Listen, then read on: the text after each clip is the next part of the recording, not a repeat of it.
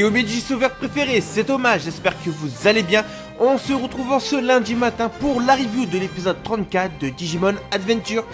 Un épisode qui cette semaine était assez calme, il faut se le dire, mais on a quand même eu quelques nouvelles révélations. Mais avant de commencer, petit aparté, d'ici peu je vais vous sortir un nouveau concept qui m'a été conseillé par le frérot Chris de la chaîne Chris et Shuri qui a atteint les 300 000 abonnés, donc GG à toi mon frérot. En tout cas j'espère que ce nouveau concept vous plaira à sa sortie. Également si vous appréciez cette review, n'oubliez pas de liker, commenter et de vous abonner.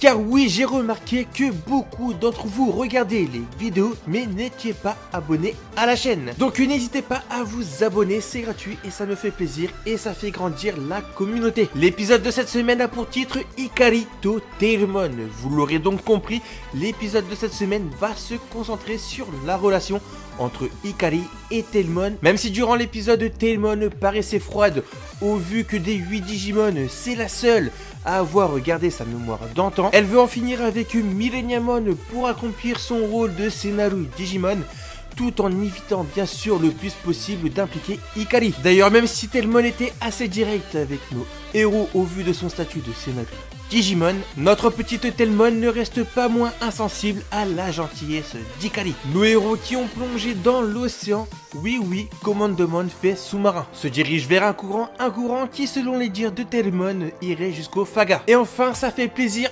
enfin on a des explications sur ces Fagas.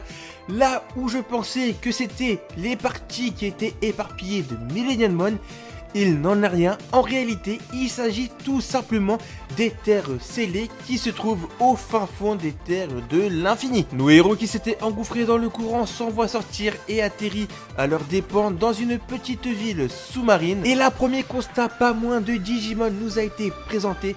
Alors certes, certains d'entre eux ont eu leur nom d'affiché, mais ils n'ont pas été cités par nos héros. Je trouve ça dommage que les plateformes de SVOD comme Crunchyroll ou ADN ne nous les traduisent pas. On n'a pas tous vu les saisons de Digimon et à chaque fois on est obligé d'aller voir sur Wikimon pour se renseigner sur le nom de ces Digimon. Et sachant que même les Digimon qui ont eu leur nom d'affiché, sachant que c'est écrit en kanji, on ne sait pas forcément lire le kanji. Donc des fois c'est même difficile de les trouver sur Wikimon. Parmi ces Digimon, nous avons le Digimon poisson avec les grandes boxes. Il s'agit de Mambomon, un Digimon de level cuirassé. Et c'est le Shinka de Patamon avec le Digimental de la lumière. Ensuite nous avons le gros pingouin qui tient ses esquimaux, il s'appelle Daipenmon. Il est apparu dans Digimon Cross Wars. On continue avec le Digimon Corail.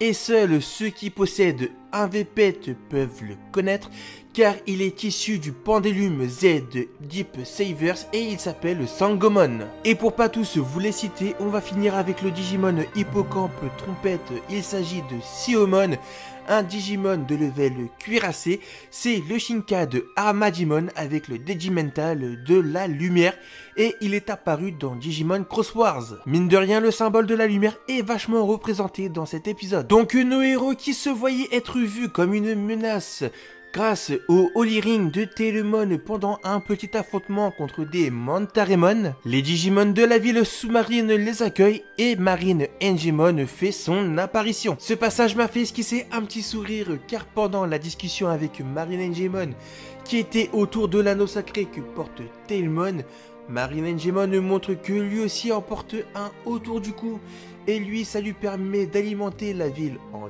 énergie. Et Takeru demande à Patamon pourquoi lui il n'en porte pas, sachant que Patamon lui aussi est un scénario Digimon. Enfin il était temps, on voit enfin nos héros manger. Je ne sais même plus si on les a déjà vus manger au moins une fois durant tous les épisodes qu'il y a eu. Également j'ai bien apprécié le passage où c'est la nuit et nos héros vont enfin dormir dans le Digital World. Il était temps, on les avait jamais vus dormir dans le Digital World. J'ai bien apprécié voir Tailmon s'occuper de Ikari, même si elle n'a pas le temps de dormir, car tant que Millenniumon ne sera pas vaincu, elle ne va pas dormir. J'ai trouvé ce passage vraiment mignon, car même si elle ne veut pas trop s'attacher à Hikari, elle commence petit à petit. La seconde partie de l'épisode, un Anomalocarimon qui a été affecté par des éclairs noirs vient s'attaquer à la ville sous-marine. Les Digimon de nos héros se Shinka, et alors j'adore Pegasmon, ça c'est un fait.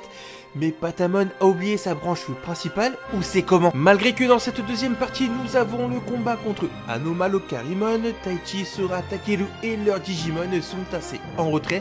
En même temps, c'est évident, il faut laisser place au duo Hikari et Telmon car c'est leur épisode. Alors que Telmon veut que Hikari reste en retrait pour éviter qu'elle se fasse blesser lors du combat, Hikari la rejoint. Ce passage était vraiment touchant. On voit que Hikari entendait l'appel de Telmon depuis sa petite enfance. Du coup, grâce à la gentillesse d'Hikari, Telmon comprend qu'elle ne doit pas agir toute seule.